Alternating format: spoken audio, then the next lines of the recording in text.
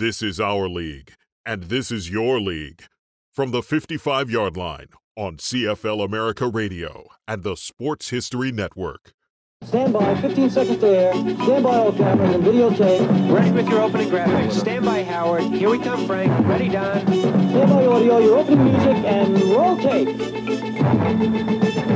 Take tape.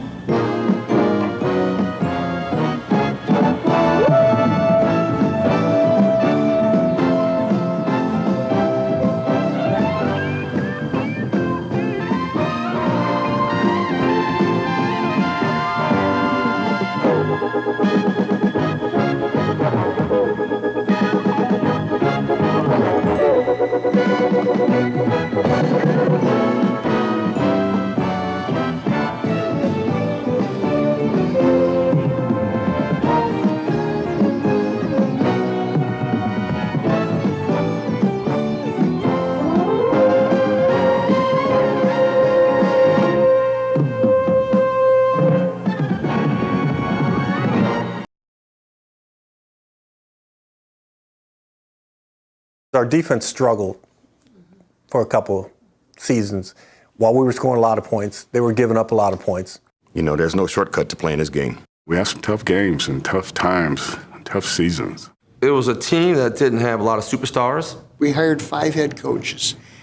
Each one had a lower winning percentage than his predecessor. Being the head coach and general manager of a team like the Packers carried a huge amount of stress. Gentlemen, this is the most important play we have. The play we must make go. The Vince Lombardi Trophy is coming home where it started.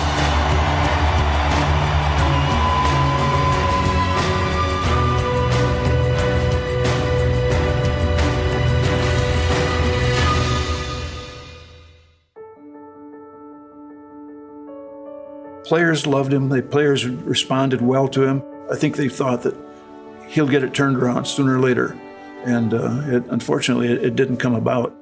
Bart lived and learned on the job very tirelessly. It's the ultimate people business and a lot of different personalities and getting the best out of them. Toward the end of Bart's career, he learned to be a coach, and he was a good coach. You'd go to the wall for Bart, that's for sure. With Bart Starr, it was about being the best that you can be, about respecting your teammates, about lifting everybody up. He would always say something to us that was meaningful.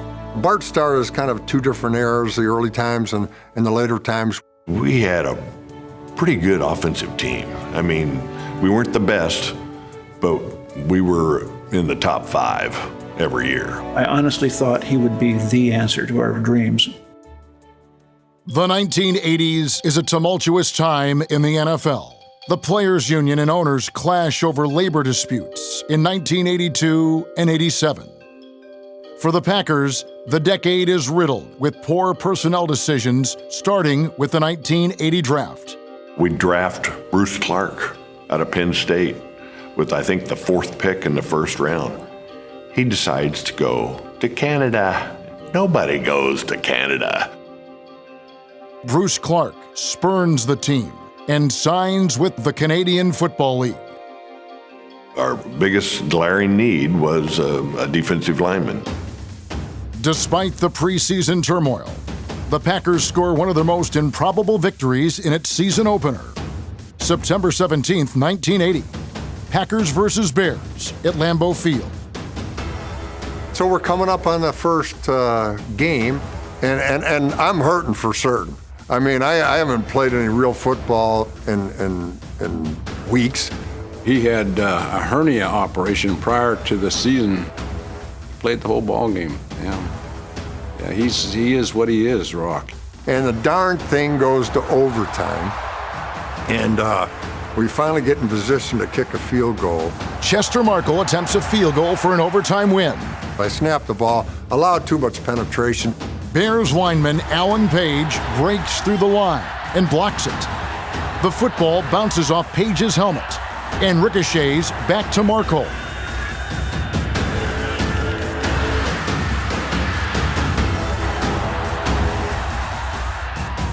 Packers beat the Chicago Bears in overtime on opening day. Couldn't have been better. And I'll tell you what, I appreciated none of it. I was just so happy the damn thing was over. Said that he had read something years ago by Harry Truman that said, it's not what you endure, it's how you endure what you're having to endure. And all of the injuries, the bad bounces, the lackadaisical play, some indifferences and so forth that have happened to us during the course of this preseason got evened up in one magnificent play this afternoon. So life has a way of evening things up, and I'm just delighted for our football team. Even though 1980 is another losing season, head coach Bart Starr never loses the respect of his players. He really cared about his players on and off the field. Bart was, he was like a father-type figure coach to me, you know. Very classy man. He was one of those guys that you really wanted to play hard for. You wanted to make him proud of you. You can't separate the human being from the coach. It's one and the same. Bart Starr has been the Packers head coach and general manager for 6 seasons. His record, 34 wins, 57 losses, and 2 ties.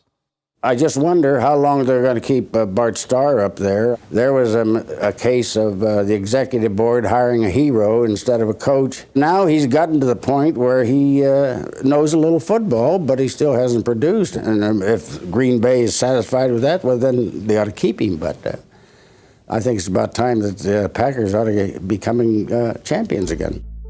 2 days after Christmas, during a contentious 2-hour and 45-minute meeting, Packer Board President Dominic Olejniczak strips Starr of his general manager title. Bart, as general manager, probably had the worst draft record of anybody in the history. It was terrible. The job of GM and head coach was too much for one person. It became apparent that we needed to have the separation of coach and general manager. Even Bart would be the first to tell you he wasn't ready for especially the dual roles of head coach and GM. Vince Lombardi couldn't handle it, yet the Packers gave those duties to Phil Bingston, Dan Devine, and Bart Starr. What did they expect other than failure? That was a lesson learned, that you don't have one guy doing both jobs. It doesn't work. Olejniczak keeps Starr on as head coach and allows him to continue to draft his own players. But the move leaves Starr stunned. As nice a man as I've ever met in my life. And if there was anyone you wanted to see succeed, it was Bart Starr. His inexperience just hurt him terribly. Bart Starr selects Cal quarterback Rich Campbell as the 6th overall pick in the 1981 draft. I don't ever remember a point where anybody said, "Did you see Campbell today? Man, he's going to be a player." I never remembered that day. Bob Schnelker, who was offensive coordinator under Bart, looked at Rich Campbell and realized he didn't have the arm required to be a top NFL quarterback. When you're picking that high, you got to hit those, and especially at that position. We could have taken Ronnie Lott, who would have been a great defensive back for us. 3 games into the 1981 season, the Packers acquire holdout wide receiver John Jefferson from the San Diego Chargers, giving up their 1st and 2nd round picks for the next 2 years, as well as a veteran player. It took us a while to incorporate John Jefferson fully into our offense.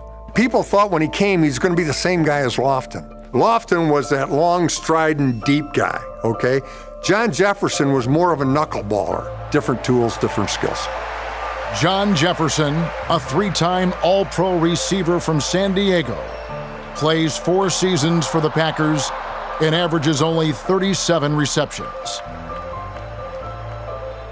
In less than 10 years since the John Hadle trade of '74, the Packers have traded 4 first-round and 4 second-round draft choices for 2 aging players. Their record reflects it: 52, 75, and 2. Those mistakes that are made on draft day and through trades show up down the road. 1982. Dominic Olejniczak's reign as president of the Green Bay Packers comes to an end. He serves as president of the Packers for 24 years, longer than anyone in team history. So it went from Mr. Olejniczak, who had been a part-time president, to Judge Perrins actually being here on a daily basis. No other owner in the NFL had a prefix judge. And when he first came in, I think Commissioner Rozelle didn't know what he was getting. There was no doubt that we needed a full-time executive, and a good one. Judge Perrins quickly earned the confidence of Commissioner Rozelle because he was a clear thinker, he was a man of principle, but he was also a person who knew that you can't be overly rigid in your principles. He comes under a lot of criticism, but I think he did some things that got this franchise moving in the right direction. And was one of the people who helped steer the league through some very difficult times from 1982 to 1989. The judge was very eager to check with the people on the executive committee and say, what are our needs? He realized that this team had to keep up with the Joneses. It resulted in the first really indoor practice facility in the NFL. He was in there to enable people to think clearly, identify real alternatives as opposed to pipe dreams, and then pursue those alternatives in intelligent ways. In 1982, the threat of a strike looms as the Packers open their season at Milwaukee County Stadium against the Los Angeles Rams. Down 23-0 at halftime, the Packers rallied for the biggest comeback in team history, a record held until 2013. Quarterback Lynn Dickey passes for 237 yards and 3 second-half touchdowns. The best quarterback that I played with was Lynn Dickey. He was just special. Lynn Dickey does not get the credit he deserves because he was a quarterback of very good offenses, but not ultra-successful teams. Lynn was not going to be bouncing around the pocket, and that was just a fact of life. The ultimate field general. He knows where everybody's supposed to be. He reads the defense like there's no tomorrow. He throws a pretty ball. If we got criticized because we gave up a lot of sacks, so what? That was just the price you paid for having that quarterback that could spin a mean ball. There's a fine line between mental toughness and stupidity. I was in there somewhere. I don't know exactly where I fit in. Lynn Dickey held the single season record for the most yards passed for in team history when people didn't throw the ball a lot. I'd come in on Wednesday morning and get the game plan for that week, and I'd look and there's like 10 new passes, no runs, but we never tried to run the ball that much. I told one guy, I said, look here, I said, Lynn Dickey can throw a football through an eye of a moving needle. Lynn Dickey put me, Paul Kaufman, and John Jefferson in the Pro Bowl. With Lynn Dickey as a quarterback and with Lofton and John Jefferson, Paul Kaufman, they were fun to watch. We were pretty good. If you take one side of the football before the year starts and go, okay, this group's going to be in the top 5. Well, I'll take that. They were extremely entertaining football team. 3 days later, wage negotiations fail and a players' strike halts the season for 57 days. It's frequently said you learn more from your mistakes and your failures than you do from your successes. So I think that was true in my case. That was true in Commissioner Rozelle's case. As a result of a shortened season, the NFL conducts a 16-team Super Bowl tournament. Into the earliest 80s, average. They make the playoffs in the strike season. The Packers make the first round of the playoffs with home field advantage. There's some encouragement there, and then all the air goes out of that balloon. January 8th, 1983. Nearly 1,000 tickets go unsold. For the first time since 1959, Lambeau Field is not a sellout. They couldn't draw people. It's hard to believe right now, but they had really almost become an afterthought for a lot of people in the community. In their first playoff victory since the Ice Bowl, the Packers beat the St. Louis Cardinals 41-16. We were a big play offense. We used to throw like 100 different kinds of screens. in addition to our deep passing game with James Lofton.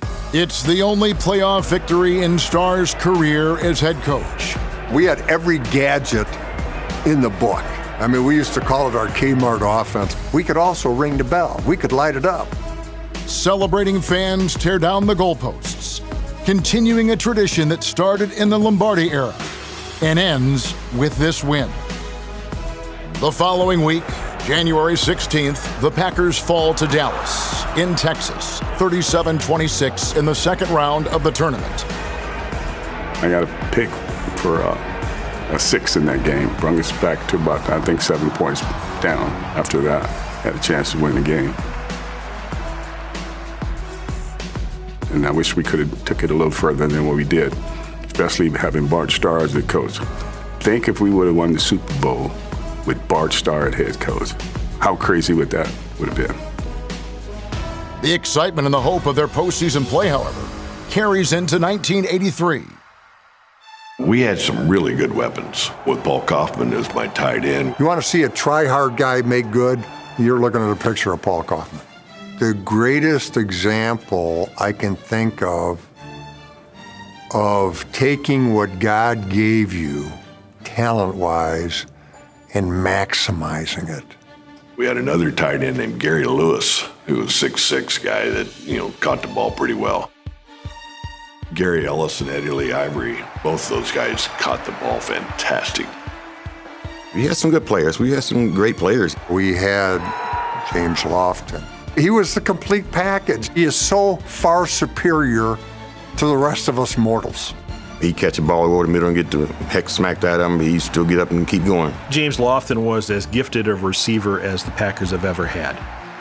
He was a prolific wide receiver. If he got one step on you, it's over. You're not going to catch him. As one season was progressing, I had caught like 68 passes late in the year, and somebody asked me, "Are you excited you're close to breaking Don Hudson's record?" I didn't want to break Don Hudson's record. I thought that his record should stand there forever.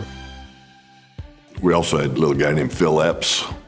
Phil could absolutely fly. He might have been the only guy who could outrun James Lofton. We had big-time offense.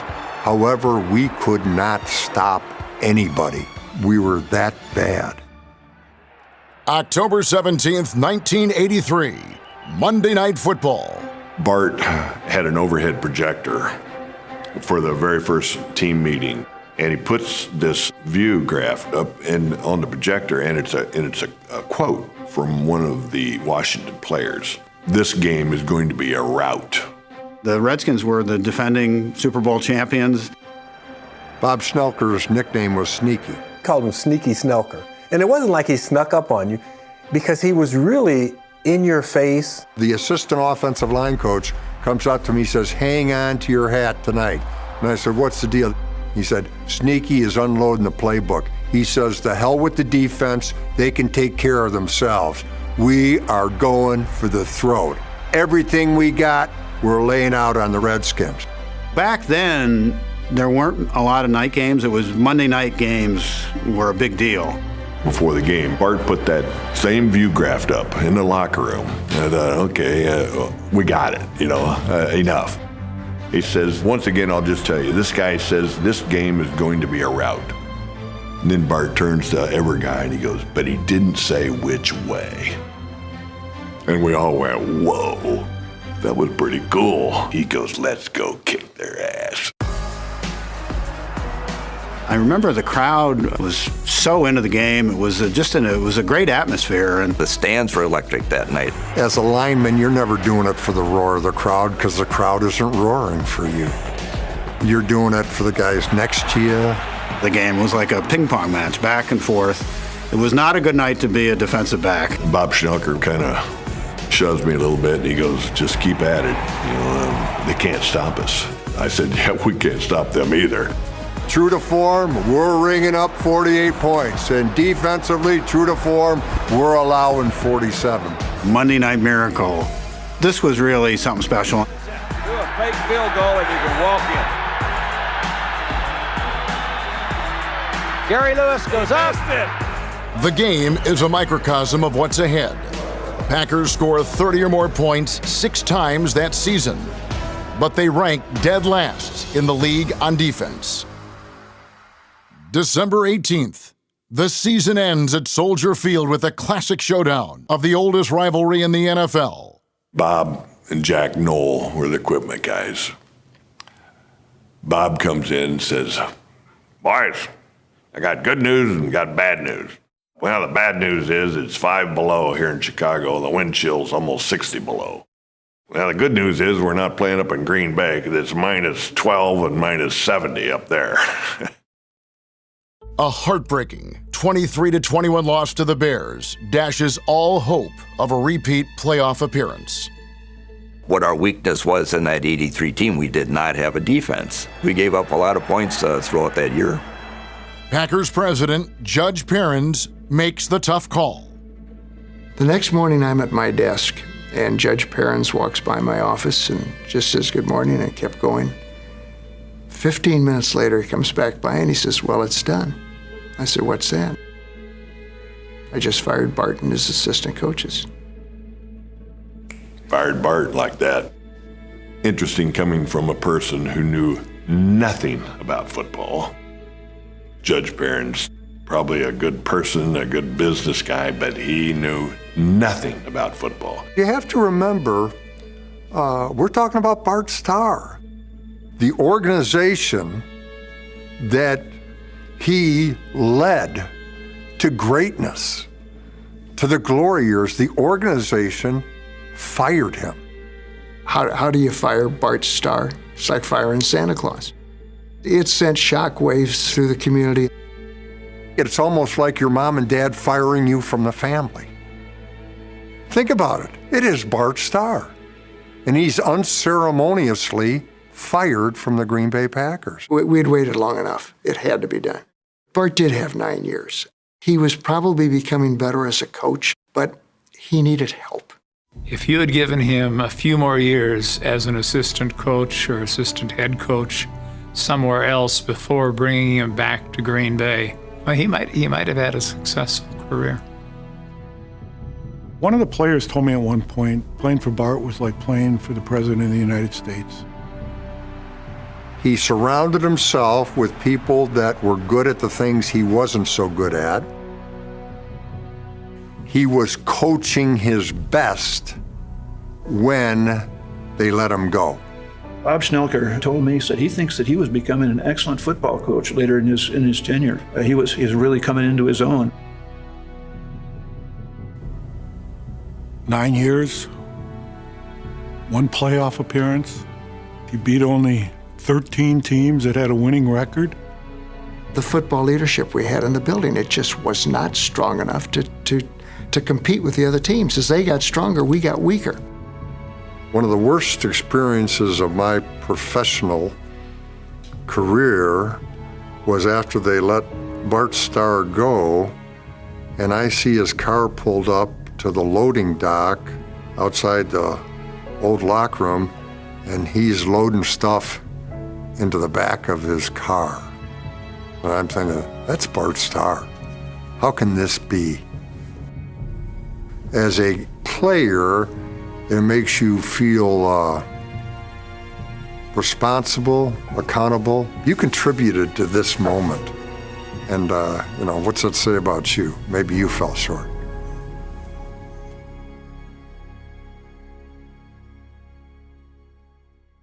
(1984). Another former Lombardi-era Packers player turned coach takes the head coaching reins. Hall of Famer Forrest Gregg. The powers that be, here's their conventional wisdom. Bart was not tough enough. We need a guy in here that's going to toughen these guys up. If you bring in Forrest Gregg, who had the tie to the Packers, you had a proven head coach. It appeared he was the answer at the time because he had success with Cincinnati and Cleveland. Gregg had a tough time of it in Cleveland, but everybody thought that there had been some interference on the part of others in the organization that had undermined him. When it was announced that they hired Forrest, I got a call from Ken Anderson, A few weeks later, Ken Anderson was quarterback with the Cincinnati Bengals where Forrest had been. So he said, have you met Forrest yet? I went, no. Yeah, give me a call back. Let me know how it went. I said, is there something I should know? No, just let me know what you think. The players didn't care for Forrest Gregg. They didn't like his manners and the way he treated them. We have this mini camp. Front row is Larry McCarron, leader of the football team. Our center, tough as nails. And a good team man, Not 30 seconds into Forrest's first speech, and it was all about money. Guys are making too much money, like you, McCarron. You make way too much money for what you do. And I went, oh, wow. I think there was a method to Forrest's madness. Doing something like that. Now, did I resent it? Yes. Did I like it? No. Did I hate his guts at the moment? Yes. The '84 season is off to an ugly start. We start out the first half of that year 1-7. I hold a little meeting because I was the oldest guy on the team. People felt that with Starr, they were on the cusp of having some success and that maybe Forrest could get them over the top. He was swimming upstream at that time. I said, let's play for us. He wanted us to play for him only. I said, no, this is a us game, not a you game. And we went out that second half and went 7-1. We did it for us, though. They go 8-8 in '84 and are on the verge of repeating the same standing going into the final game of '85. The Snow Bowl game had this tremendous amount of snowfall, began the night before and into that morning. A howling blizzard, over 10 inches of blowing, drifting snow. There's some uncertainty whether or not it would be played. The city is shut down. The game against the Buccaneers is not. That was the first time I didn't see the stadium sold out because everybody couldn't get here. There were a bunch of us kids in the neighborhood that piled into the car, and I swear we got stuck no less than 6 times on the way over. And we would get out, push the car out of wherever we were stuck, if it was a snowdrift or pile of snow. I knew it psyched out the Tampa Bay fans and the players. Many people arrived via snowmobile, so the parking lot was dotted with snowmobiles. A few of us walked outside to test out the field. We knew it was all snowy, but we went out there with just T-shirts on, running around the field like it wasn't no big deal. There were times during the game where the wind would blow. Of course, the snow's going at the same time. You could not see the other end of the stadium. The stands were kind of a mess, so you had to kind of clear out an area where you're going to sit. The Packers plow through the Buccaneers 21-0. 4 of the last 8 games in '85 are won by 24 points or more with a consistently dominant offense. But Coach Gregg is hard on his players and makes hardline changes. Because they had stripped Starr of his GM title in 1980, Gregg was not given the title of GM either. Yet they both essentially had the authority to pick their roster, draft their own players, and hire their own coaches. When Forrest came in, there was a core of pretty good players there. What he wanted to do is bring his own players in. He brought most of his own coaches in. As he goes along, he's not too enamored with that core. What he really wanted to do was get rid of all of the players that Bart left behind. He was convinced that if you were one of Bart's guys, you would never be one of his guys. He gutted the roster in the '86 season and got rid of a lot of his veterans. The thrill and the fun I had of playing the game that I just loved, it was gone. The Packers averaged nearly 5,500 no-shows for their 8 games in Green Bay and Milwaukee. Joke was in the late 80s that I left 2 tickets on the dashboard of my car at the mall, and when I got back, there were 4 more. This kind of tells you how the Packers were viewed during the 70s and 80s. They couldn't draw people. Green Bay was kind of viewed as the Siberia of the NFL. Somebody would make a bad play, he'd say, you know, if you don't straighten up, we're going to ship you off to Green Bay. Green Bay Packer football was part of the fabric of life, not only in Green Bay, but the entire state of Wisconsin, and in many cases beyond. We always try to give it our all. Honestly, I can't think of anybody who want to go out there for 3 hours and get their head smashed in without wanting to win. They were a very, very average football team, but I didn't necessarily see it that way. It was always like stardom to me. Green Bay Packer football, and this is during the crummy times, it was still a privilege. It's the first thing about football that I can ever remember. I was a huge fan. They were always not making the playoffs, 8-8, maybe 7-9. I was still a fan of the guys. Low ticket sales and turnout show fan interest is diminishing. Their tolerance is tested. Losing generates impatience pretty quickly. My mom would always say, if it upsets you so much, why don't you turn it off? There was some really miserable football. The losing continued with Greg, and there was no character tests for players that he brought in and added to the roster. That's when a lot of the off-the-field problems started. There was no question the Green Bay Packers were not that first-class franchise. 1986. An abysmal 1-9 start includes a Packers loss to the Bears on November 23rd, 12-10, with the controversial Packers play during the game on Bears quarterback Jim McMahon. There's some kind of bad blood along the lines of playing the Chicago Bears. Boys, Greg had a temper. Didn't get him anywhere in Green Bay. The confrontations we had with the Bears, he and Ditka did not like each other. It was kind of love-hate thing. And some nasty things that went on as far as hitting after the whistle. Charles Martin slammed Jim McMahon to the turf in Chicago and injured a Super Bowl champion. With 4 games remaining in the season, NFL Commissioner Pete Rozelle suspends Charles Martin for 2 games. I thought at the time, how low have we sunk? There are more than 9,000 empty seats for the final home game of the 1986 season. The Packers fall to the Vikings 32-6. They go winless in Green Bay for the first time since the stadium was dedicated in 1957. I was embarrassed for the Green Bay Packers.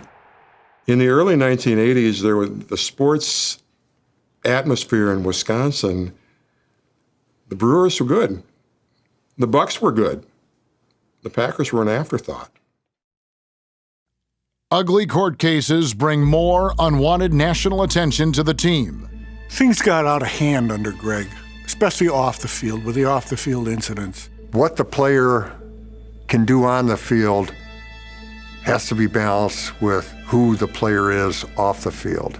And unfortunately, we got away from kind of paying attention and doing that balancing act. We certainly had some issues with some players during that stretch. The May 25th, 1987 issue of Sports Illustrated examines the Packers' 20-year drought since the Lombardi era and brings to light prejudices African-American players experience while in Green Bay. The story was written by a respected journalist, Frank DeFord, maybe the preeminent sports writer of the time, saying, hey, time has passed for Green Bay. If Green Bay can't win in these current eras, should the Packers move to Milwaukee, to a bigger city that would be more attractive, maybe to more of the players? The fans here were really turned off by what SI referred to as troubled times in Titletown. Forrest Gregg and his Packers forge ahead on the field. In the front office, a new position is created, the first ever Executive Vice President of Football Operations. Judge Robert Perrins was the head of the organization. He was looking for a football person to come in and help the head coach. We had gone through years where the head coach had been the coach and general manager both. Judge had some good ideas. He did some good things, so we split the duties, just didn't go far enough. One of the candidates who came in 1987 was Ron Wolf. The very next day, he withdrew his name from consideration. I've always felt the problem was he knew he wouldn't get total authority here, that he was going to have to share it with the head coach. So eventually Tom Bratz was hired for that position, and it was a 50-50 situation.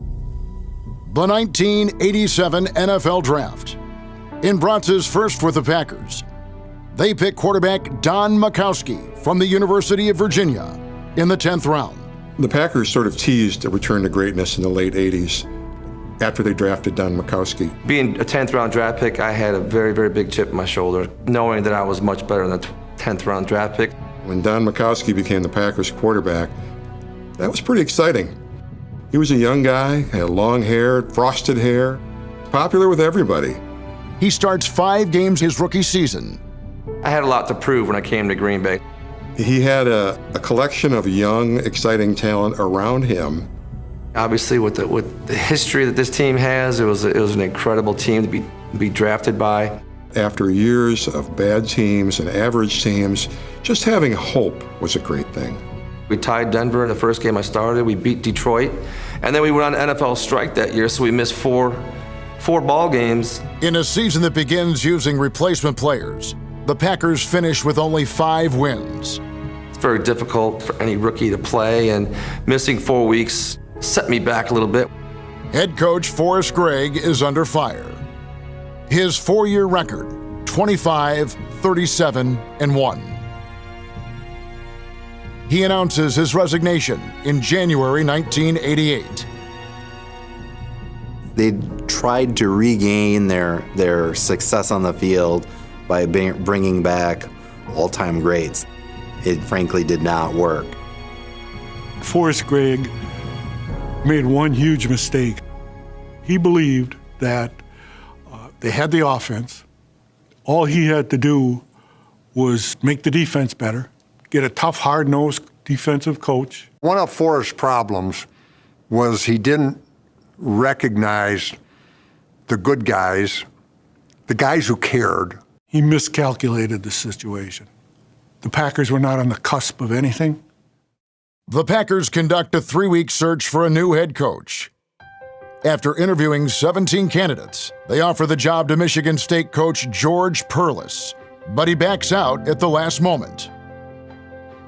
Ultimately, Lindy Infante, the offensive coordinator of the Cleveland Browns, is named the Packers' new head coach, their 3rd head coach in 6 seasons.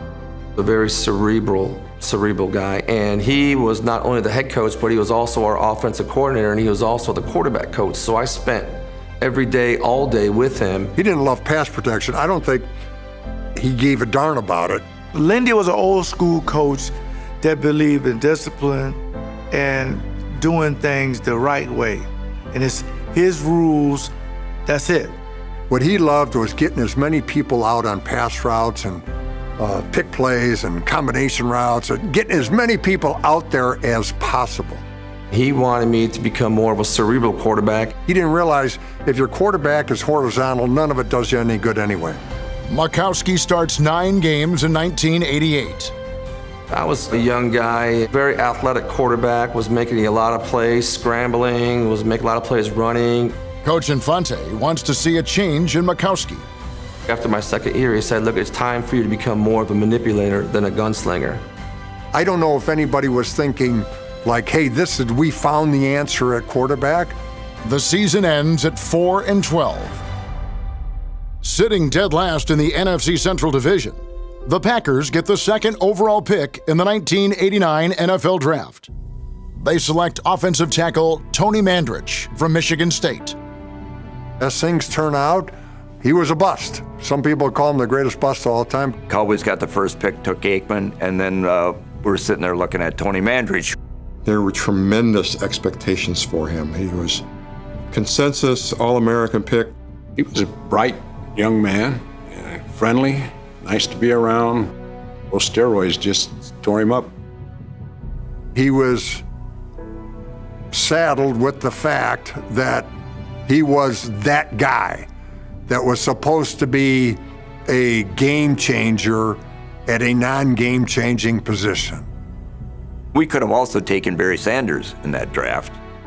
Mandrich plays just 3 seasons with the Packers. I do give Tony credit for working his way back into the league. But he was never the player that he was supposed to be. Everybody in the world thought Tony was the next big thing. From the incredible bulk to the incredible bust, here he went down with the Colts and made a career for himself. 1989, quarterback Don Majkowski, aptly referred to as the Magic Man, re-energizes the Packers fan base. Lindy gave me the starting job at the beginning of training camp, and he said, this is your job, this is your team. The year before, we only won 4 games. I was now the starting quarterback for the Green Bay Packers, and I was ready to go. Finally, I was the guy. November 5th, 1989. The Packers have 4 wins and 4 losses as they take on their chief rival, the Chicago Bears, in sold-out Lambeau Field.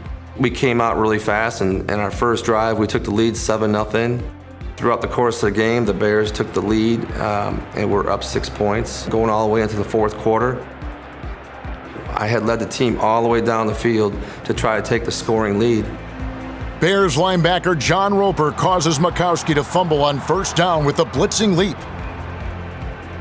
I came to the sideline really discouraged, and there was a couple minutes left, and Lindy Infante grabbed me by the face mask, and he said, keep your damn head up because you're still going to be the hero of this game. After the Packers get the ball back, on a 4th and desperate situation, Majkowski finds Sterling Sharp in the end zone. The touchdown celebration is interrupted by a line judge's yellow flag.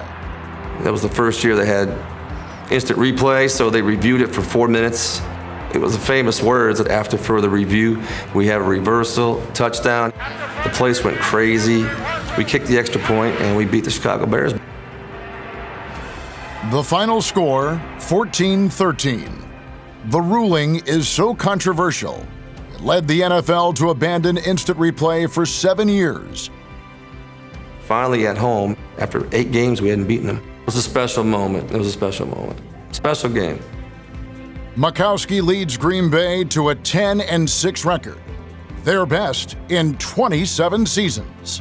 In 1989, when they won 10 games, Magic Man Don Majkowski in the instant replay game against the Bears, they didn't make the playoffs. People don't realize that. Don Majkowski had a marvelous year, and we had a winning record. It looked like we might be on our way. He had a magical year in '89. He's kind of the trigger man for a season's worth of success, and did a lot of good things.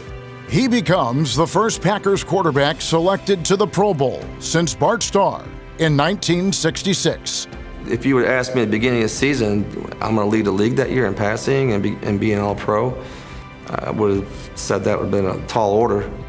Joining Majkowski as a Pro Bowl selection, second-year wide receiver Sterling Sharp. An honor he'll repeat 4 times in the next 5 years. With 1,423 receiving yards and 12 touchdowns, he averages almost 90 yards a game for the season. We really swung it around in '89. Won 4 games that year by 1 point. We were so happy to have a 10-6 record. It was, unfortunately, not long-lasting success. That was all we had to hang our hat on for quite some time. The 80s were not kind to the Packers. 3 head coaches, just 1 playoff appearance for the decade, and a record of 65, 84, and 3. I used to go to Super Bowls and see these big helmets blowing up on the field before the game, and I have to admit, I used to wonder if I'm ever going to see a Green Bay helmet down there.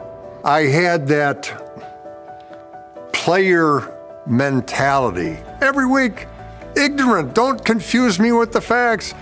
Every week, we got a chance. But change is coming. In the summer of 1989, Bob Harlan is unanimously named the new president and CEO of the Green Bay Packers. At 52, he becomes the team's 8th president, the first who is not a local. Well, all the previous presidents had been prominent local businessmen or professional people. That's one of those old school things that I think actually mattered at one time. A native of Des Moines, Iowa, Harlan has been a member of the Packers front office since 1971. Bob Harlan wasn't native, although he was more qualified than any native out there. His appointment signals big changes for the franchise. I think that move was the single greatest move in the revival of this franchise. When you look at Packers history, recent history, Bob Harlan is the turning point. He came in with Dan Devine and that era, that regime back in the early 70s. He knew the organization inside and out. Bob Harlan was much more of a fan-friendly business person, had great PR skills. He just took it to a different level than what it had been under Judge Perens or Mr. Olejniczak. As a leader, he was a great communicator, and he was extremely positive. Leadership through service. He was always very much like, what can I do to help you? He becomes the Moses to lead the Packers back to the promised land. How can you accept being mediocre? Year after year after year. We had to get better. He changed the complexion of the whole organization. We needed to find a way to bring winning back here, to recapture what we had in the 60s with Vince Lombardi. This is Green Bay. This is Title Town. And this is something that's inherent in our blood, that we win championships.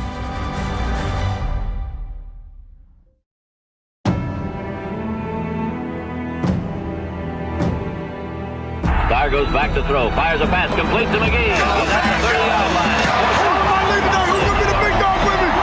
We're not done yet. The Vince Lombardi Trophy is coming home.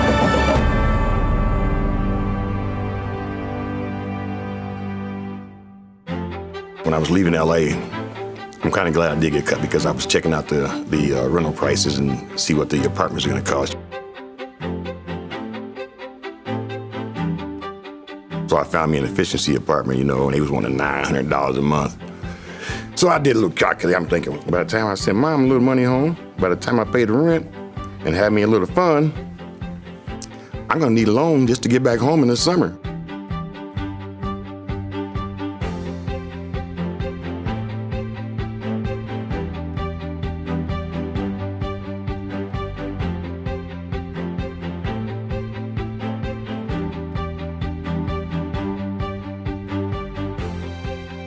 Green Bay called. My agent says, would you like to play in Green Bay? I'm like, okay, where's Green Bay? So he says, well, it's in Wisconsin. I said, okay, well, let's go. I need a job.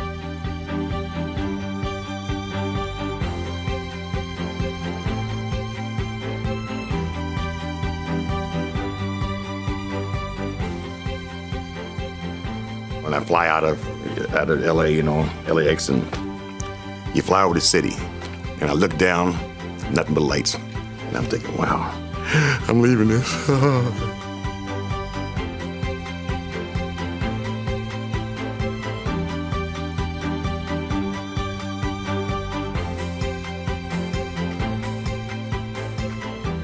Coming out of Milwaukee, I'm looking down, like, where we at? And I'm trying to figure out what I said, what's all that stuff down there? They said, that's farmland. I'm like, oh no.